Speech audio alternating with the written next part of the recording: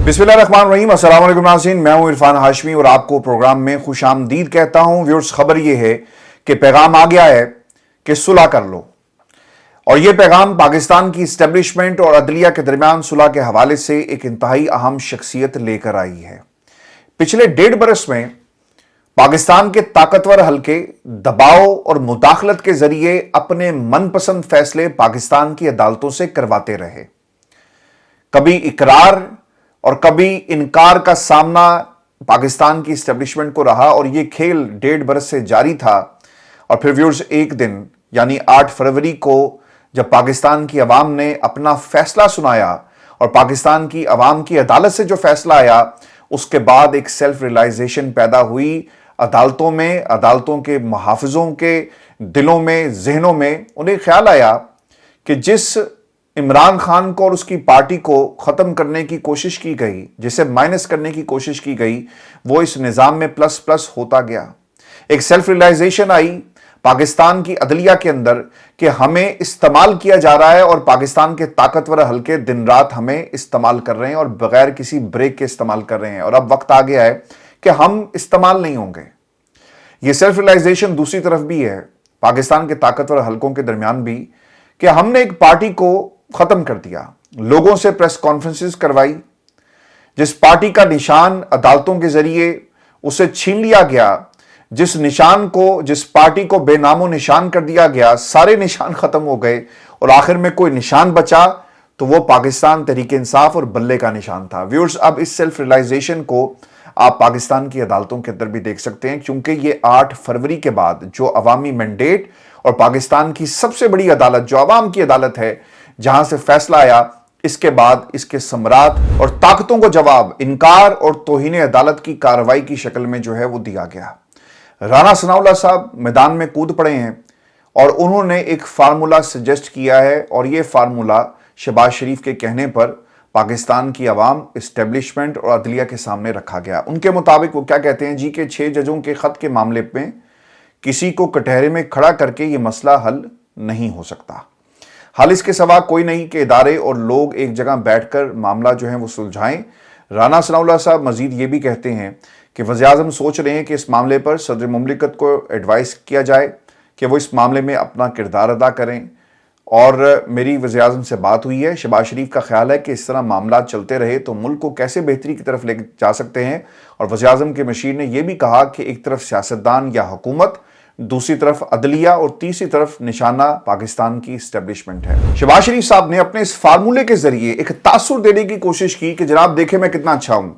मैं पाकिस्तान की अवाम की बात भी कर रहा हूं, मैं निज़ाम के गिरने के हवाले से भी मुझे खदशात हैं और मैं चाहता हूं कि इस मसले का हल निकले, क्योंकि अगर निज़ाम गिरा तो नुकसान पाकिस्तान को होगा। इस्टेब्लिशमेंट अदलिया की लड़ाई में नुकसान सिर्फ और सिर्फ पाकिस्तान को हो रहा है। हमें मसले का हल निकालना होगा, और शहबाज शरीफ साहब एक अच्छा बनने की कोशिश कर रहे हैं, लेकिन चीज़ें इतनी सादा नहीं हैं। और शहबाज साहब, पाकिस्तान की अवाम भी इतनी सादा नहीं है, और वो समझती है कि आप इसके पीछे कौन सा खेल खेल रहे हैं। और वो उस खेल है वो डर का, जो इस वक्त पाकिस्तान की इस्टेब्लिशमेंट और उनके बेनिफिशरीज और फॉर्म 47 की हुकूमत को इस वक्त लगा हुआ है। और वो डर क्या है कि अगर अदलिया और पाकिस्तान की इस्टेब्लिशमेंट के दरमियान सीज फायर ना करवाया गया तो ऐन मुमकिन है कि फैसले इमरान खान के हक में आना शुरू हो जाएं। क्योंकि व्यूअर्स, याद रखना है आपको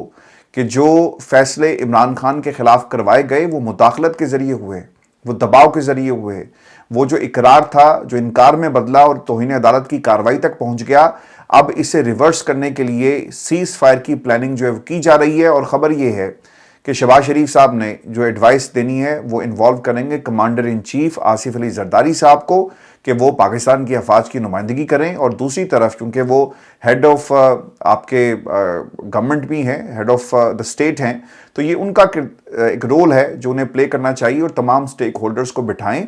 और यकीन दहानी करवाई जाए पाकिस्तान की अदालतों को कि आइंदा के बाद किसी किस्म की कोई मुदाखलत नहीं होगी। आप अपने घर खुश और हम अपने घर खुश, लेकिन आपको ये तौहीन अदालत की कार्रवाई को जो है वो रोकना होगा। यही पैगाम है ना जी, और क्या होगा। अब इसमें ना कुछ चीज़ें ऐसी हैं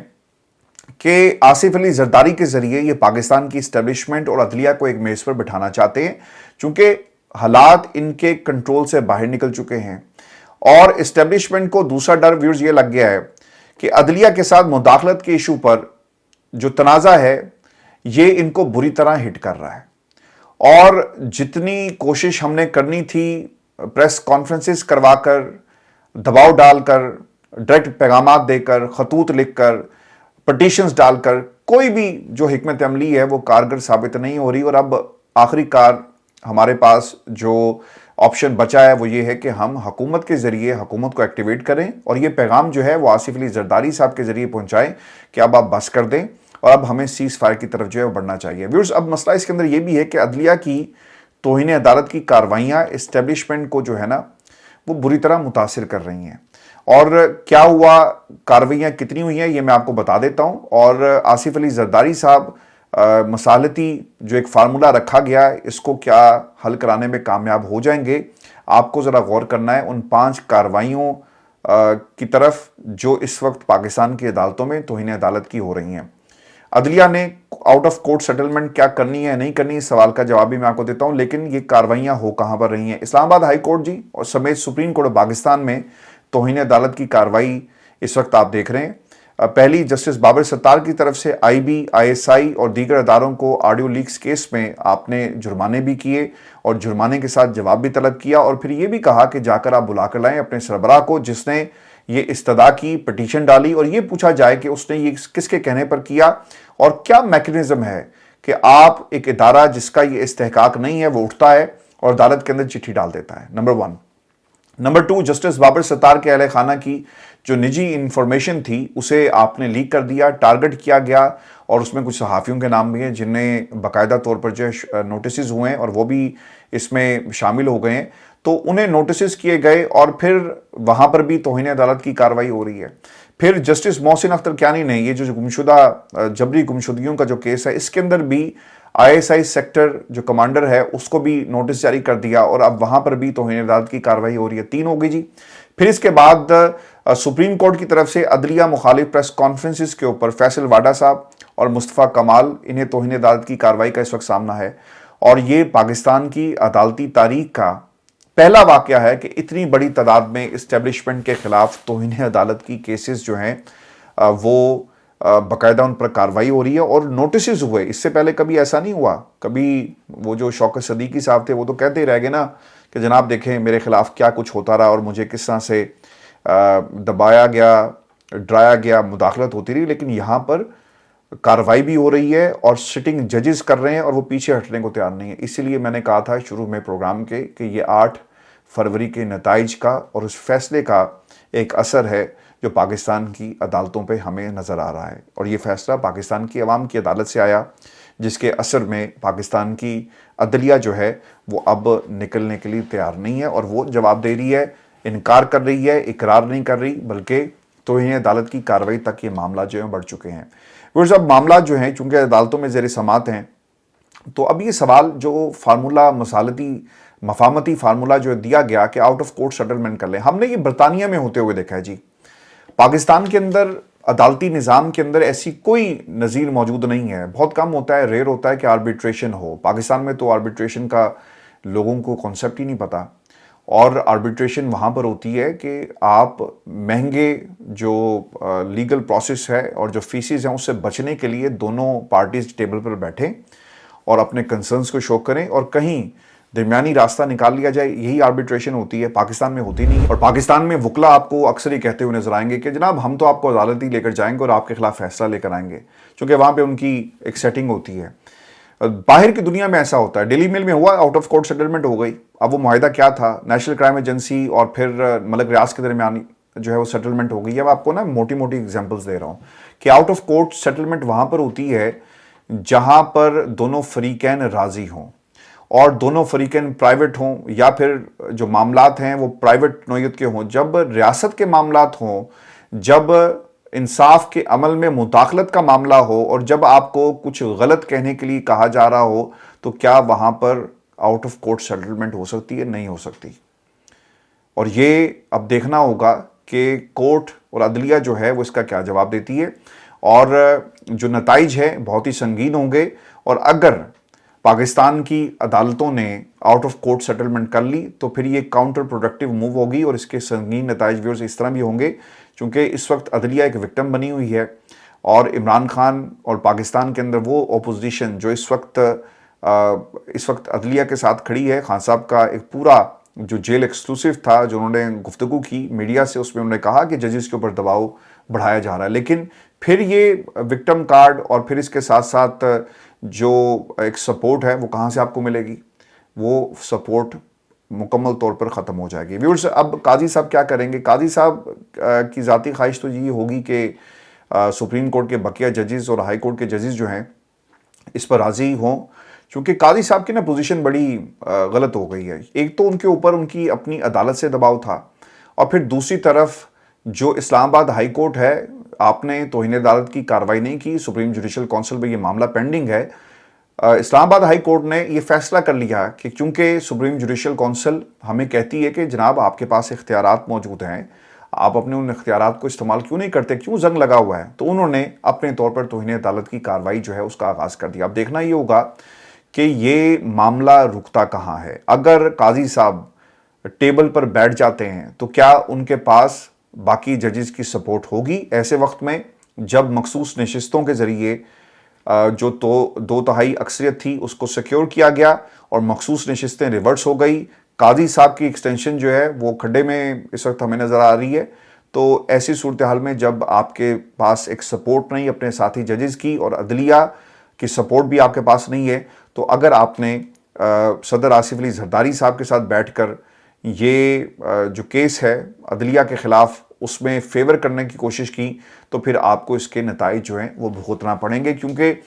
یہ ہو نہیں سکتا ویورز کے توہین عدالت جو ہے اس کے اوپر کسی قسم کی آؤٹ آف کورٹ سیٹلمنٹ کر لی جائے. یہ تو ایسے ہی ہے نا کہ برطانیہ کی کوئی عدالت ہو اور آپ جج کو برا بھلا کہیں اور وہ آپ کو توہین عدالت کے اندر جو ہے کنٹیمپٹ نوٹسز دے اور پھر اس کے بعد سزا سنا دے اور آپ اسے کہیں گے جج صاحب مینوں نہ گھر ملو، میں تہاڈے نال گل کرنا چاہنا، اور آپ گھر جا کر جو ہے اسے منانے کی کوشش کریں. بدلے میں آپ کیا دیں گے؟ یہ ایک بہت ہی اہم سوال ہے کہ کنٹیمپٹ کے اندر بدلے میں کیا دیا جا سکتا ہے. آئندہ مداخلت نہیں ہوگی، ایشورنس دی جائے گی، اور اب تک جو مداخلت ہوئی ہے اور جس طرح سے ڈرایا دھمکایا گیا، جو جرم کیا گیا، اس کی کیا سزا ہوگی، یہ اب عدالتوں کو جو ہے وہ ویورز دیکھنا ہوگا. اور ویورز آپ کو خبر یہ بھی دے دیں کہ ٹیرن وائٹ کا کیس عمران خان کے خلاف دوبارہ کھول دیا گیا ہے اور 1 سال کے بعد بینچ جو ہے وہ تشکیل دیا گیا. پہلا جو بینچ تھا اس میں اس بینچ کی سربراہی چیف جسٹس اسلام آباد ہائی کورٹ عامر فاروق صاحب کر رہے تھے، اور اس کے ساتھ ساتھ جسٹس محسن اختر کیانی اور جسٹس ارباب محمد طاہر جو تھے اس کا حصہ تھے. انہوں نے فیصلہ کیا اور اس فیصلے میں یہ طے پایا کہ یہ کیس قابل سماعت نہیں ہے. 2 ججز جس میں جسٹس محسن اختر کیانی تھے اور جسٹس ارباب طاہر، یہ ان کا فیصلہ تھا، لیکن اس فیصلے کو تسلیم کرنے کی بجائے چیف جسٹس عامر فاروق صاحب نے کیا کیا کہ انہوں نے بینچ توڑ دیا اور الگ ہو گئے، اور وہ فیصلہ جو ان 2 جج صاحبان کا تھا اسے اپلوڈ کر دیا گیا، اور بعد میں اس فیصلے کو جس میں انہوں نے لکھا کہ یہ قابل سماعت نہیں ہے، عامر فاروق صاحب نے اسے جو ہے وہ انکار کیا اور کہا کہ میں اس فیصلے سے متفق نہیں ہوں، اور پھر انہوں نے اس بینچ سے علیحدہ ہو گئے. یہ خبر جو ہے پاکستان کے میڈیا میں بار بار رپورٹ ہوئی اور ایک کنٹروورسی تھی. عامر فاروق صاحب کی پوزیشن جو ہے وہ اور خراب ہوئی، وہ بیک فٹ پہ چلے گئے، اور اگر آپ کو اس بینچ سے اختلاف تھا یا آپ اس کیس کو سننا نہیں چاہتے تھے یا جو رائے ان دونوں جج صاحبان کی تھی، تو آپ اپنے آپ کو اس وقت الگ کرتے گریس کے ساتھ اور کہتے کہ جناب ذاتی مصروفیات کی وجہ پہ یا میں اتفاق نہیں کرتا یا کچھ اور وجہ ہے، میں اپنے آپ کو اس بینچ سے الگ کرتا ہوں. لیکن ویورز، ہم نے یہ ہوتے ہوئے دیکھا ہے جب کسی جج کو کسی بات سے اتفاق نہ ہو تو وہ اپنا فیصلہ دیتا ہے، اختلافی نوٹ لکھتا ہے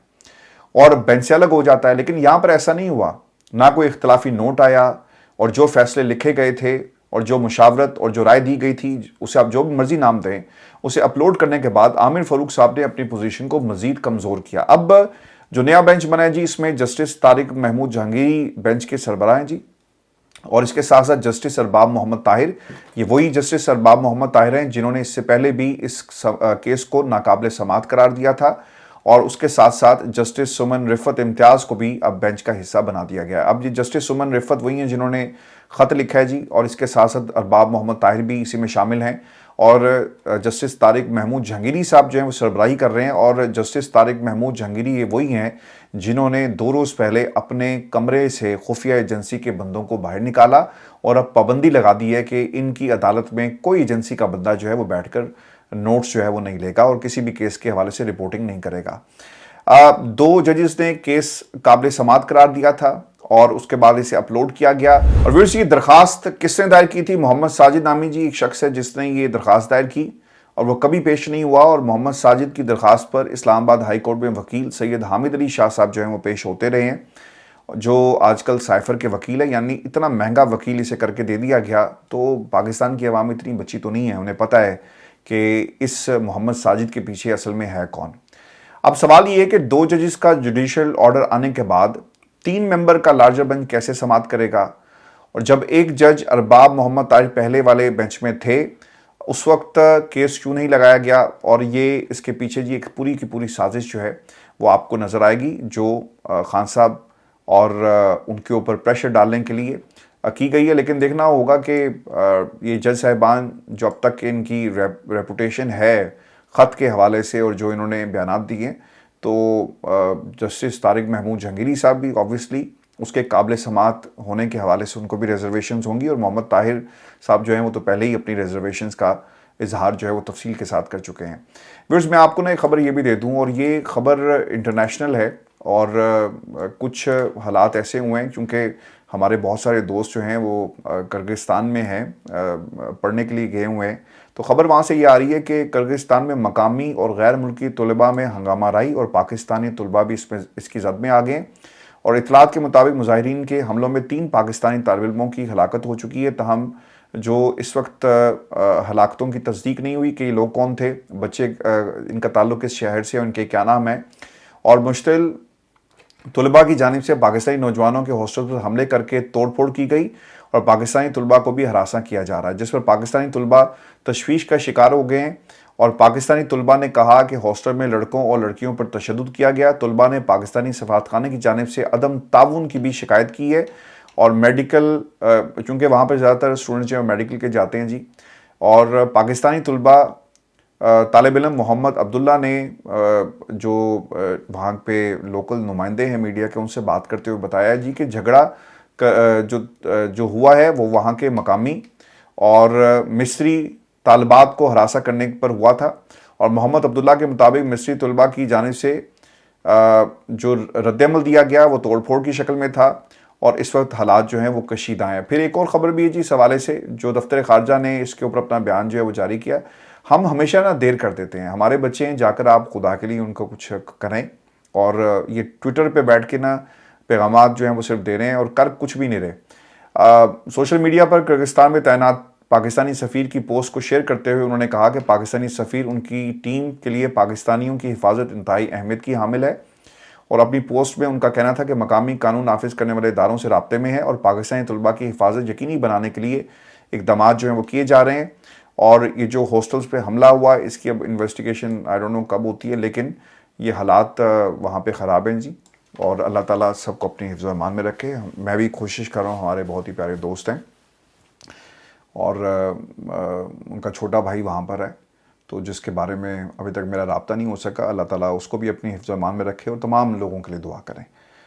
وہ لوگ جو حملہ آور ہیں ان کو اللہ ہدایت دے، اور جن پہ حملہ کیا گیا اللہ تعالیٰ ان کو اپنی حفظ و امان میں رکھے، اور یہ خبریں جو ہلاکتوں کی آ رہی ہیں اللہ تعالیٰ سے دعا ہے کہ یہ جھوٹی خبریں ہوں، اور دفتر خارجہ کو یقیناً جو ہے اس کے اوپر کوئی نہ کوئی اپنا ریئیکشن اور کنفرم کر دینا۔ لوگوں کو کیوں آپ تکلیف میں مبتلا کر رہے ہیں؟ وہ بچے جن کے اپنے والدین سے رابطہ نہیں ہو پا رہا، ان کے گھر والوں کے دلوں پر کیا بیت رہی ہوگی؟ خدا کے لیے ہر کام میں سیاست کو مت گھسیٹا کریں، کچھ کر کے بھی دکھائیں، کچھ ذمہ داریاں بھی اپنی نبھائیں۔ ویورز دعا کیجیے گا، اللہ تعالیٰ حالات ٹھیک رکھے،